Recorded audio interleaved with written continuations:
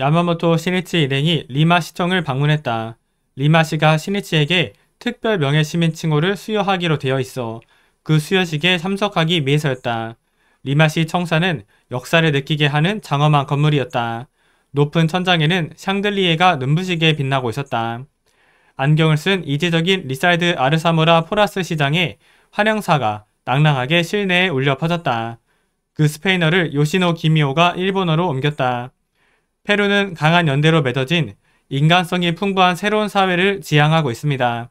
그런 가운데 우리 리마시에 생명 존엄을 실현하고 인간성 향상을 도모하기 위해 활동하시는 많은 참가학회 멤버가 있어 기쁘기 그지없습니다.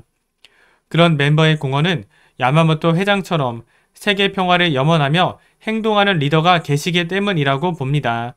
이 활동으로 새로운 세대에게 살기 좋은 세상이 실현될 수 있으리라 믿습니다.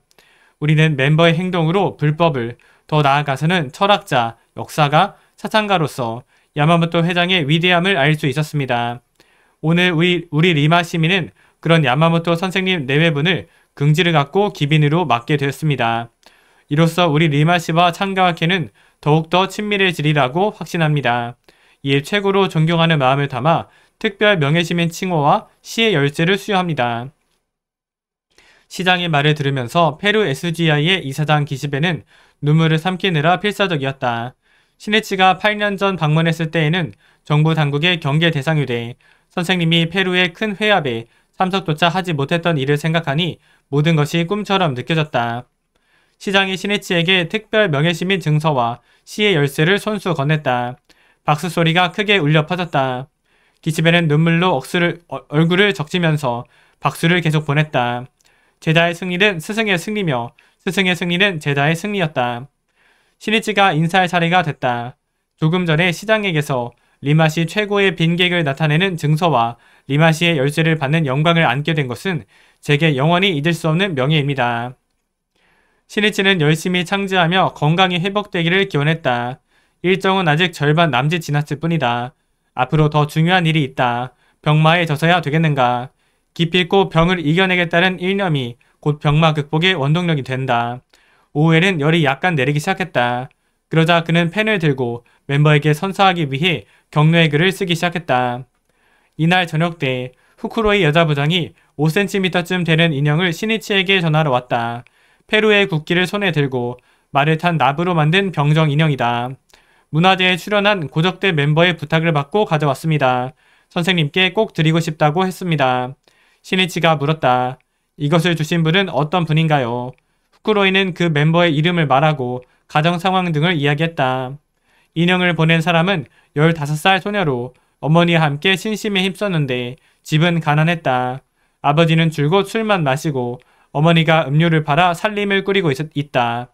소녀는 문화제에 출연하게 되었지만 연습하러 다닐 교통비조차 마련할 수 없었다. 어머니의 일을 도와주고 버스비를 받아 연습장으로 달려가는 나날이었다. 소녀는 연습 때에 여자부 선배에게서 들은 야마모토 회장의 말에 큰 감동을 받았다. 야마모토 선생님은 세계 평화를 위해 사람들의 행복을 위해 진지하게 분투하시는구나. 소녀는 야마모토 선생님을 생각하면 용기가 솟았다. 선생님께 뭔가 감사를 드리고 싶다고 생각했다. 연습하러 다니는 도중 어느 가게에서 말을 탄 병정 인형을 발견했다. 이거라면 연습하러 다니는 버스비를 절약해서 살 수 있어. 소녀의 집에서 연습장까지는 걸어서 편도 2시간쯤 걸렸는데 며칠간 그렇게 버스비를 아껴 인형을 샀다. 시니치는 그 이야기를 듣고 인형을 공손히 받으며 말했다. 어떤 선물보다도 더 뛰어난 최고의 선물입니다. 이보다 더 정성이 빛나는 훌륭한 선물은 없습니다. 그는 곧바로 소녀에게 격려의 글을 구술했다. 황금과 같은 존귀한 선물 정말 고맙습니다. 평생 소중하게 내 방에 두고 간직하겠습니다. 20년 뒤에는 행복의 여왕이 되세요. 이것을 스페인어로 책에 써주라고 부탁하고 사인을 했다. 그리고 용돈과 함께 후쿠로이에게 맡겼다. 정말 고맙다고 말하고 이것을 전해주세요. 이러한 소녀가 행복해져야 합니다. 또 반드시 그렇게 만들어야 합니다.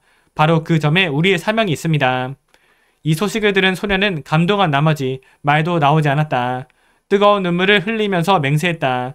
절대로 지지 말고 내 미래를 개척하자.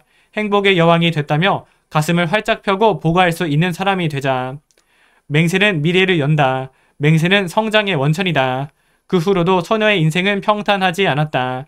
생활고를 이겨내려는 싸움이 계속됐다. 그러나 교사를 목표로 고학하면서 대학에 진학해 18년 뒤에는 염원하던 초등학교 교사가 된다. 신이치의 격려로 심전에 심은 결의의 씨앗이 멋지게 꽃을 피웠다. 자, 어서 전집입니다. 이체동심이면 만사를 이루고 동체이심이면 제사가 이루어지는 일이 없다. 은혜의 주왕은 70만기였지만 동체이심이었기에 싸움에 졌고 주의 무왕은 800인이었지만 이체동심이었기에 이겼다. 일본국 사람들은 다수일지라도 체동이심이기에 제사가 이루어지기 어렵고 니치렌의 동률은 이체동심이기에 사람들은 적지만 대사를 성취하여 반드시 법화경이 넓혀지리라고 생각하오. 어서 1463쪽 이체동심사. 화강신문입니다. 가면성 우울증.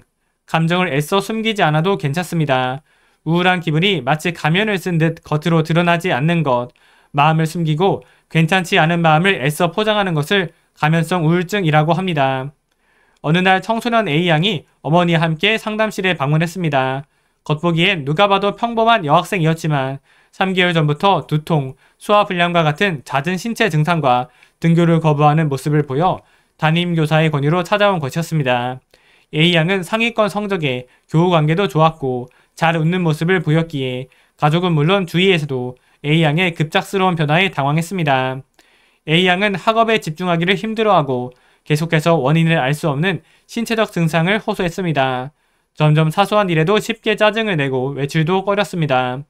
부모는 겉으로 드러나는 A양의 행동만을 보고 잔소리하고 지적하는 태도로 대했고 그로 인해 자녀와의 갈등이 더 심해졌습니다. 추후 A양은 정신건강의학과에서 청소년 우울증으로 진단받고 심리상담을 병행했습니다. 심리검사와 상담을 진행해보니 A양은 유년기부터 지금까지 마음이 힘들 때 부모나 친구에게 있는 그대로 드러내 본 적이 거의 없는 학생이었습니다. 부정적인 감정을 표현해 본 적이 없다 보니 불편한 감정이 해소되지 못한 채 쌓인 것입니다. 여기에는 부모의 정서적 역할의 부재도 컸습니다. A양의 어머니는 타인의 감정을 예측하고 공감하는 것을 어려워했습니다. 자녀와 의견이 다를 때도 주로 자기 생각을 쏟아내고 밀어붙이는 경우가 많았으며 여러 상황에서 자녀의 감정을 예측하고 배려하기보다는 본인의 감정을 중심으로 자녀와 관계를 맺는 것에 익숙한 사람이었습니다. 이러한 이유로 A양은 성장의 과정에서 자신의 부정적인 감정을 건강하게 다루고 나눌 어른의 역할이 부재했던 것입니다.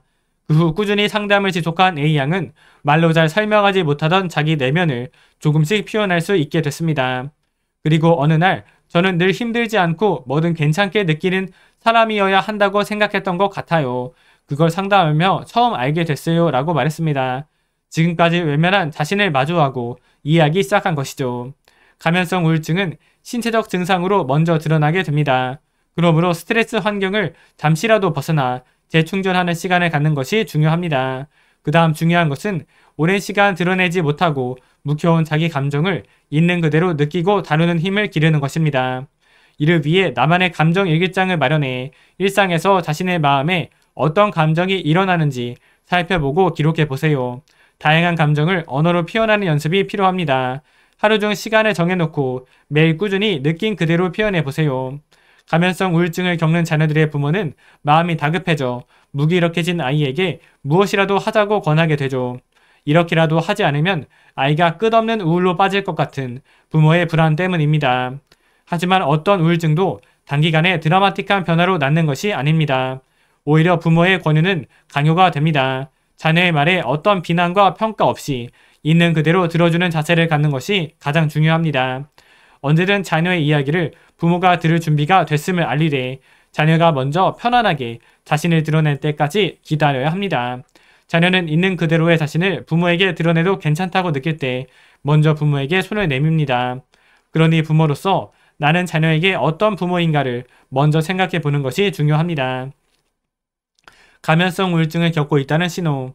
원인을 알 수 없는 두통, 불면, 만성 피로가 있다. 몸 이것저것 통증은 있으나 치료가 되지 않으며 신경성이라는 진단을 자주 받는다. 우울하지 않다고 느끼지만 괜스레 짜증, 화가 난다. 집중하기 어렵다. 억지로라도 행복감을 느끼려는 경향을 보이고 논쟁거리는 피하려고 노력한다. 빈번하게 거짓말하거나 대인관계를 피한다.